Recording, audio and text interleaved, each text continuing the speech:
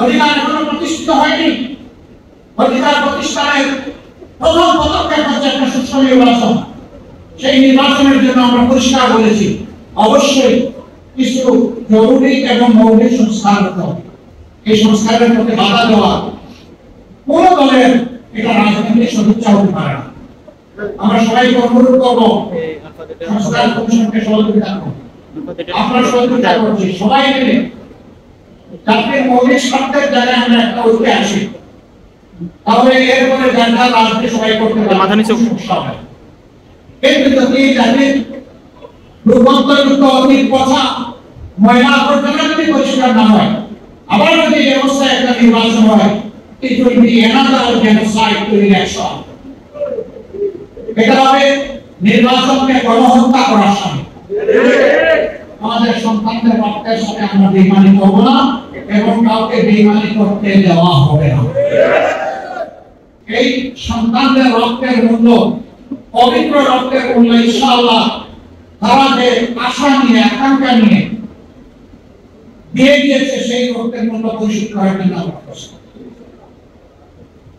আমরা বলেছি আগামী নির্বাচনে আমরা কোনো প্রশাসনের কু শব্দের কুটা শুনতে চাই।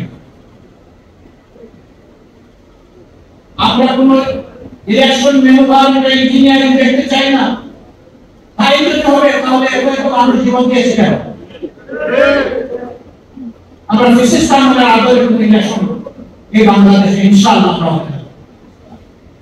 আমরা বিশ্বাস করি আল্লাহ তাআলার সাথে আমরা পাবো ইনশাআল্লাহ। কারণ আমরা ন্যায়ের পক্ষে, জনগণের অধিকারের পক্ষে আছি। যতক্ষণ পর্যন্ত ফ্যাসিবাদের শেষ চিত্রটুকু বাংলাদেশ থেকে মুছে না যাবে, ততদিন পর্যন্ত আমাদের এই লড়াই অব্যাহত থাকবে ইনশাআল্লাহ। সম্মানিত ভাইরা, এখানে দায়িত্ব আমাদের সবার আছে।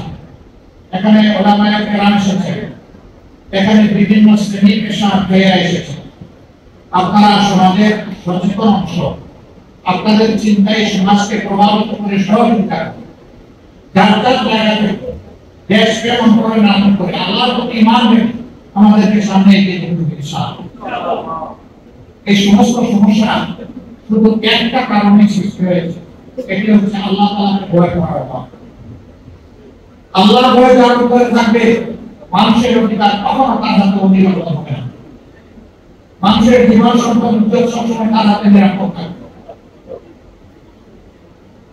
আমরা সেই আল্লাহ তাআলার ভয়ের জন্য সন্তুষ্ট একদম মানুষের সাথে হাতে থাকে আমাদের বাংলাদেশ উঠে আসে। এই জন্য মহান আল্লাহর ভয় আছে। আল্লাহই সেটা পারে না।